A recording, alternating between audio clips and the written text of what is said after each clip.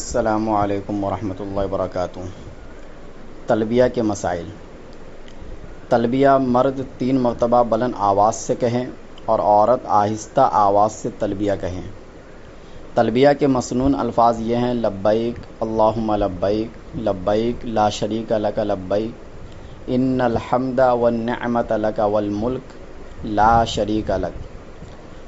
تلبیہ عربی زبان میں پڑھنا افضل ہے۔ عربی زبان کے علاوہ کسی اور زبان میں تلبیہ کا ترجمہ بھی پڑھا جا سکتا ہے، لیکن عربی میں پڑھنا افضل ہے۔ تلبیہ زبان سے اس طرح کہنا شرط ہے کہ حروف صحیح ادا ہو اور کم از کم خود سن رہا ہو۔ اگر دل میں تلبیہ پڑھا یا اس طرح زبان سے پڑھا کہ حروف تو صحیح ہو گئے مگر خود سن نہیں سکا، یعنی بہت ہی آہستہ پڑھا، تو بھی تلبیہ معتبر نہیں ہوگا۔ تلبیہ کے الفاظ میں بعد میں زیادتی تو مستحب ہے، لیکن اگر درمیان میں کسی لفظ کی زیادتی کرنا یا منقول الفاظ سے کم کرنا یہ مکروہ تنزیہی ہے۔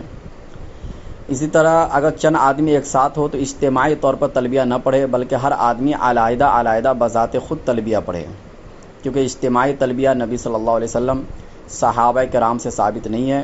اسی وجہ سے بہت سارے علماء نے اسے واضح لفظوں میں بدعت قرار دیا ہے۔ احرام باندھنے کے وقت سے تلبیہ کا سلسلہ شروع ہو جاتا ہے، اور اگر عمرہ کرنے کا ارادہ ہے تو طواف شروع کرنے تک تلبیہ پڑھتے رہے، اور حج کر رہا ہے تو حج میں 10ویں ذی الحجہ کو جمرہ عقبہ کی رمی کرنے تک جاری رکھے۔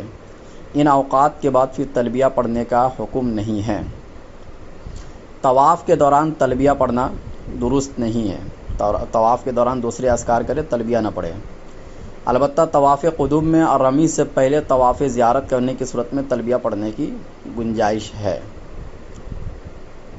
8ویں ذی الحجہ کی فجر کی نماز تک فرض اور نفل نماز کے بعد بھی تلبیہ پڑھنا چاہیے، اور ایام تشریق میں پہلے تکبیر کہنی چاہیے، اس کے بعد اگر سلام پھیرتے پہلے تلبیہ پڑھ لیا تو تکبیر تشریق ساقط ہو جائے گی، اور تلبیہ 10ویں تاریخ کی رمی کے ساتھ ختم ہو جاتا ہے۔ باقی ایام میں صرف تکبیر تشریق کہی جائے گی۔ واللہ اعلم بالصواب۔